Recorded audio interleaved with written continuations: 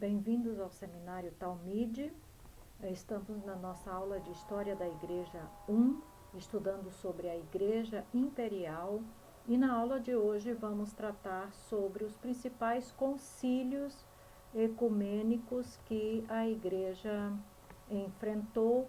Como vimos na aula anterior, houve diversos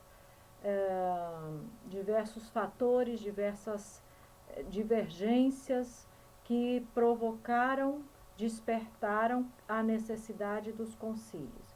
Então, na aula de hoje, vamos conhecer alguns desses concílios e o que esses concílios trataram e que decisões tomaram. O primeiro concílio foi no ano de 325, chamado Concílio de Nicéia. Foi realizado, o nome do concílio sempre é por causa da cidade onde ele foi realizado. Então, o primeiro concílio foi na cidade de Nicéia, no ano de 325, e foi convocado pelo próprio Constantino.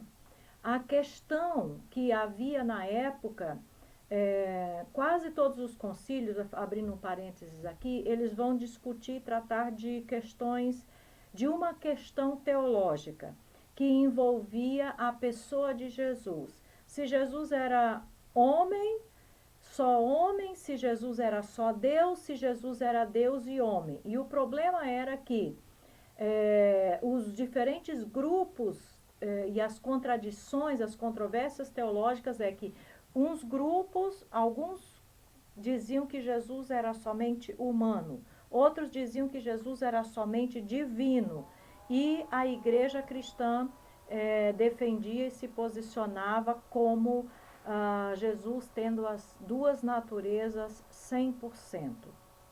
Então, nesse primeiro concílio, ele surgiu justamente para combater uma heresia chamada arianismo, que negava que o Filho seja Deus e seja igual ao Pai, ou seja, negavam a divindade de Jesus.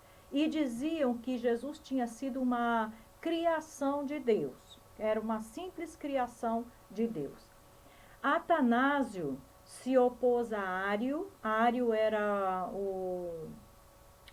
a pessoa, o líder que estava defendendo essa teoria de que Jesus não era Deus, era somente uma criação de Deus. E Atanásio se opôs a Ário como um diácono representando o bispo de Alexandria. Eusébio de Nicomédia e outros apoiaram Ário. Então, havia alguns líderes de diferentes lugares que concordavam com Ário, e havia aqueles que discordavam, que não concordavam com o pensamento dele. No ano anterior, Constantino consolidou seu poder sobre todo o império e queria unificá-lo com base na fé cristã e uma igreja unida. Portanto, não podia haver divergências e divisões, tinha que haver uma unidade, uma linha que conduzisse essa igreja. Por isso, ele convocou um concílio ecumênico, no qual participaram principalmente bispos do Oriente, que foi justamente esse de Nicéia. Ário foi condenado no concílio de Nicéia no ano 325, mas as mudanças políticas posteriores fizeram com que Atanásio fosse desterrado 5 vezes por imperadores simpáticos ao arianismo. Então percebam que ficou uma guerra entre o que o concílio condenava ou aprovava e o imperador que estivesse governando na época.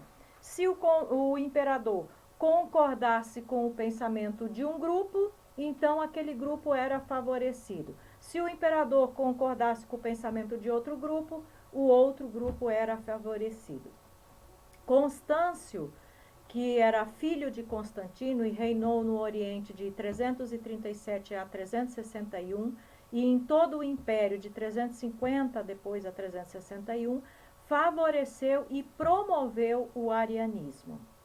A linguagem causou problemas no Ocidente, onde uma palavra que usavam, que era a palavra substância, era usada para traduzir duas coisas diferentes. Então, usaram uma palavra do latim, substância, para traduzir duas palavras do grego diferente.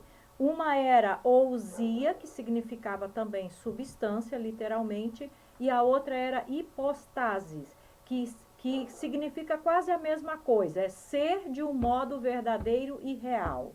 Então, e esses problemas de termos do grego traduzido para outras línguas é algo que nós temos presente ainda hoje. Por exemplo, a palavra amor em grego existem 5, 6 palavras diferentes para designar isso, amor. Quando isso é traduzido para o português, se traduz como uma única palavra, mas que na verdade, no escrito original, não tinha o mesmo significado, não queria dizer a mesma coisa, queria dizer coisas diferentes. Então, com relação a isso, que tratava da substância, da essência de Jesus, da natureza de Jesus, surgiu também esse problema, um problema de linguagem. Por quê? Porque a palavra que no latim foi usado uma palavra só como substância, mas no grego eram duas palavras diferentes, ousia e hipostasis. Acabou sendo traduzido tudo como sendo uma substância e 3 pessoas, tratando da Trindade. Pela influência dos capadócios, o arianismo foi finalmente condenado definitivamente no Concílio de Constantinopla em 381. Então, quase 60 anos depois. E as testemunhas de Jeová e os mórmons ainda hoje defendem e pensam exatamente como os arianos. Eles não creem que Jesus seja Deus e que tenha a mesma essência de Deus. Creem que Jesus é simplesmente um homem, um profeta, alguém importante que existiu, mas que não é Deus. O segundo concílio, então, foi justamente o concílio de Constantinopla, aconteceu no ano de 381.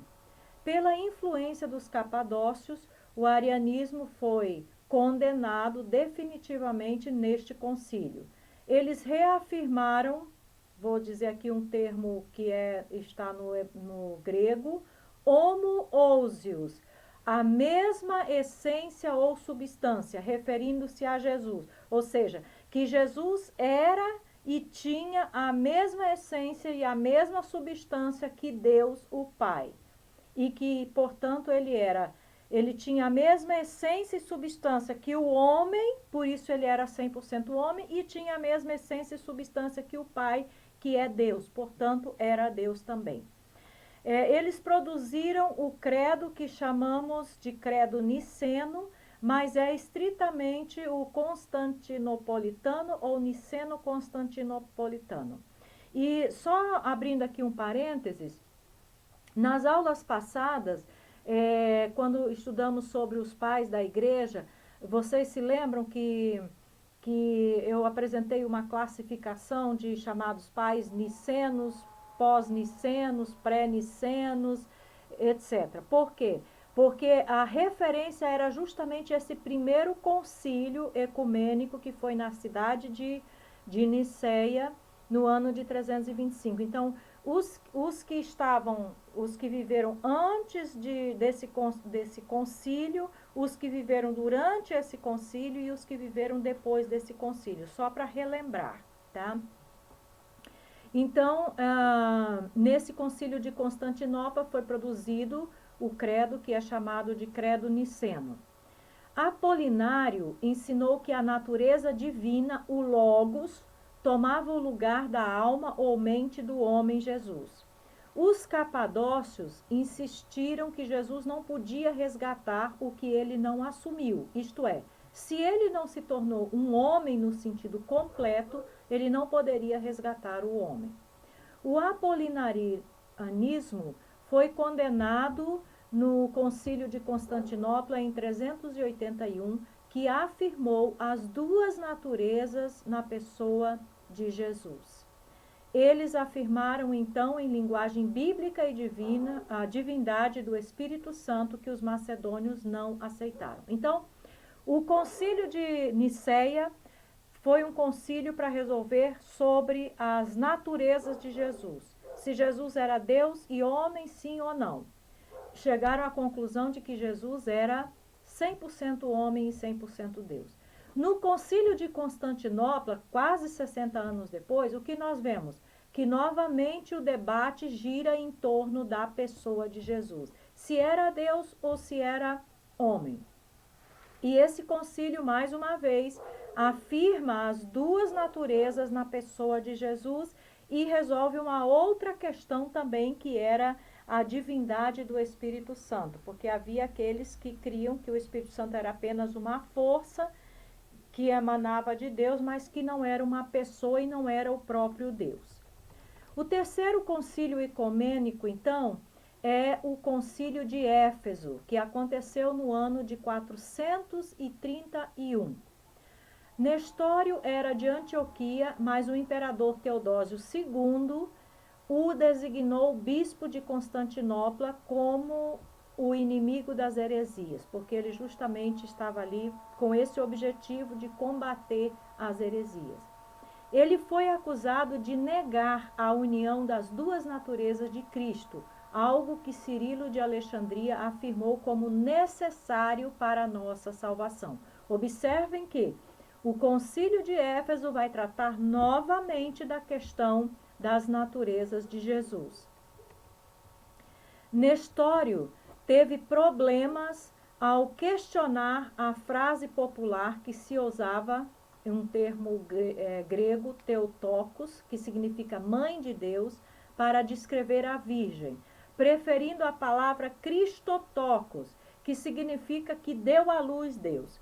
Ou seja, é praticamente a mesma coisa. Theotokos significa mãe de Deus e Christotokos significa que deu à luz a Deus.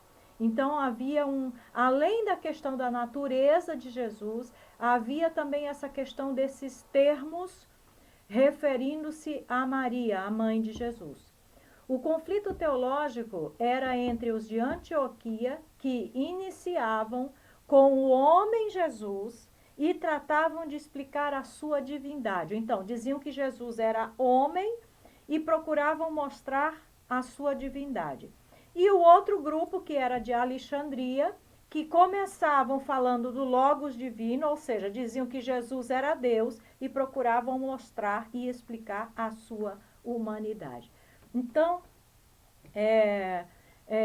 observem que os conflitos eram por coisas muito sutis, né? Quase que muito fácil de se confundir uma coisa com a outra. Foi também um conflito entre as duas sedes mais poderosas do Oriente, de Antioquia e Alexandria. E Teodósio convocou esse concílio para resolver este conflito, esse concílio de Éfeso. Então veja novamente que o concílio foi convocado por um imperador para resolver um problema teológico que havia no meio da igreja. Qual era o problema desse concílio? Mais uma vez a questão da natureza de Jesus, se ele era homem e Deus, se ele tinha as duas naturezas ou não, e a questão desses dois termozinhos, Theotokos e Christotokos, referindo-se a Maria, se era a mãe de Deus ou se era quem deu a luz a Deus. Enfim, eu não sei qual é a diferença de ser mãe e de dar à luz. Para mim é a mesma coisa. Bem, antes que chegassem os delegados da Síria, que apoiavam Nestório nessas questões, desses termos, os de Roma, que apoiavam a Cirilo, antes que esses chegassem, os delegados, tanto que apoiavam a Nestório quanto os que apoiavam a Cirilo, o próprio Cirilo conseguiu que Nestório fosse condenado. Quando os delegados da Síria chegaram, convocaram outro concílio rival, porque como eles não estavam presentes, então, obviamente, a decisão não podia ter validade. Quando os romanos chegaram, eles apoiaram a Cirilo, diziam que ele estava certo e Nestório estava errado. Cirilo, por outro lado, pagou um suborno enorme à família do imperador para que lhes desse apoio neste concílio. Após esse concílio altamente controverso, o conflito continuou e até aumentou, ou seja, não conseguiram resolver nada. Nestório foi condenado e exilado, mas escreveu obras que fortaleceram seus seguidores. Afirmaram a palavra Theotokos, que Nestório estava disposto a aceitar desde que fosse explicada corretamente. Existem algumas das igrejas mais orientais que seguem as ideias de Nestório até o dia de hoje. Cirilo fugiu para Alexandria, onde as suas intrigas também não eram vistas com prazer. E alguns dos seus seguidores se tornaram monofisitas. Quem eram os monofisitas? O que eles diziam, o que defendiam? Eles sustentavam que Jesus tinha somente a natureza divina. Resultado, havia ainda problema não resolvido. Agora, uma coisa importante é que Agostinho, que é considerado um dos grandes teólogos da igreja e do cristianismo, ele havia morrido no ano anterior a esse concílio de Éfeso. Mas as suas ideias triunfaram em Éfeso com a condenação dos seguidores de Nestório e de Pelágio. O pelagianismo negou o pecado original e afirmou negava o pecado original e afirmava o livre-arbítrio, ensinando que o homem escolhe a salvação e cresce na graça por seus próprios méritos. Agostinho afirmou o pecado original em solidariedade a Adão, ou seja, como consequência do pecado de Adão, insistindo na necessidade da graça soberana para a salvação. Esse debate surgiu várias vezes mais tarde, notavelmente após a reforma entre calvinistas e arminianos. Então, nesse concílio de Éfeso, mais uma vez a questão era a natureza, as naturezas de Jesus, a questão do pecado original, do livre-arbítrio, da graça para a salvação. E observem que o leque acaba se ampliando porque uma coisa depende da outra. As ideias de Agostinho acabaram prevalecendo e tanto Pelágio quanto Nestório foram condenados pelo concílio de Éfeso.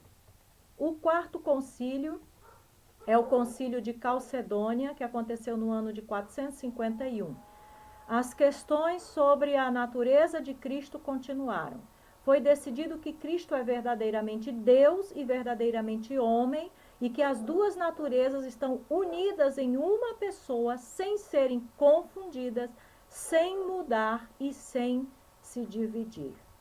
O credo de Calcedônia afirmou que Cristo é homoousios, com Deus e conosco, ou seja, ele é verdadeiramente a essência, a substância de Deus e verdadeiramente a essência e substância do homem. Além disso, declararam concílios ecumênicos, os de Niceia, os de Constantinopla e o de Éfeso. Uma carta do Papa Leão I, no ano 440, que viveu entre 440 e 461, exerceu um papel importante no concílio, aumentando ainda mais o prestígio do bispo de Roma. Mas nesse período também houve alguns outros personagens importantes. Um deles foi Ambrósio, que era bispo de Milão, viveu de 340 a 397, foi um pastor e escritor que influenciou o imperador Teodósio e instruiu e batizou Agostinho. Ele era governador de Milão e fez um discurso eloquente na igreja após a morte do bispo local para tranquilizar a multidão. Depois de ouvi-lo, a multidão se acalmou e o aclamou bispo. Tentou evitar ser eleito, mas a opinião popular era irresistível. Teve que ser batizado e cumprir as exigências eclesiásticas em uma semana para poder ser ordenado como bispo. Se destacou como pastor e defensor dos fracos. Era um niceno, ou seja, concordava com o que havia sido decidido no Concílio de Nicéia e resistiu firmemente à pressão imperial. Repreendeu Teodósio cara a cara após um massacre em Tessalônica. O resultado foi que Teodósio passou a respeitar muito a Ambrósio e chamou-o ao seu lado quando se aproximava da sua morte. Outra pessoa importante nesse período da Igreja Imperial foi João Crisóstomo, que viveu de 345 a 407. Ele era conhecido como Garganta de Ouro, porque era um pregador espetacular, muito eloquente. Ele se formou como advogado, mas após o batismo, ele dedicou-se a ser monge e depois pastor na cidade de Antioquia. Em 397, o imperador o nomeou contra a sua vontade bispo de Constantinopla. Ele encontrou uma situação deplorável entre clérigos e leigos, com muita opulência e imoralidade. Tentou reformar o clero e o povo cristão em geral, ou seja, a igreja como um todo. A sua recompensa foram 3 exílios e o último culminou com a sua morte. Ambrósio e Crisóstomos servem como exemplo dos poderes relativos da Igreja e do Estado, tanto no Ocidente e Oriente pelos séculos seguintes. Então, vejam que havia uma disputa constante entre o poder da Igreja e o poder do Estado ou do Império. É evidente que o fato da Igreja estar sujeita ao Império acabou trazendo enormes prejuízos para dentro da igreja, porque a igreja perdeu a sua essência, a sua vida como ela deveria ser. E acabou perdendo também, esquecendo-se, abandonando o papel para o qual ela foi instituída pelo próprio Senhor Jesus, que era pregar o evangelho a toda criatura. Passou a envolver-se com questões políticas, com questões temporais e esqueceu o seu papel espiritual. Outro nome desse período foi Jerônimo, que viveu de 340 a 420. Ele foi quem traduziu a Vulgata, produziu a Vulgata, que é a Bíblia Latina, ou seja, ele traduziu a Bíblia das línguas originais diretamente para o latim, que se tornou a Bíblia oficial da Igreja Ocidental por 1 milênio. Ele tinha um caráter forte e era duro com as pessoas. Para combater seu fascínio pela literatura pagã clássica e pelo sexo, ele se dedicou ao estudo das línguas bíblicas, o hebraico e o grego, e também a ser monge. Viveu em Roma com o favor do bispo Damásio, mas depois da sua morte, Jerônimo foi para Belém, onde fundou um mosteiro e um convento onde estudavam a Bíblia nos seus idiomas originais. Então, ele tinha essa grande preocupação. Enquanto isso, ele também estava trabalhando na sua Magnum Opus, ou seja, a sua obra magna, que era a Vulgata, a primeira tradução do Antigo Testamento em latim diretamente do hebraico. Não foi bem recebida a sua tradução, não foi bem recebida no começo, porque era diferente das outras traduções que haviam, que vinham da Septuaginta, ou seja, o Velho Testamento tinha sido traduzido do hebraico para o grego, e do grego foram sendo feitas outras traduções para outras línguas. E ele traduziu diretamente do hebraico para o latim, então havia algumas diferenças. E por isso ela não foi aceita inicialmente.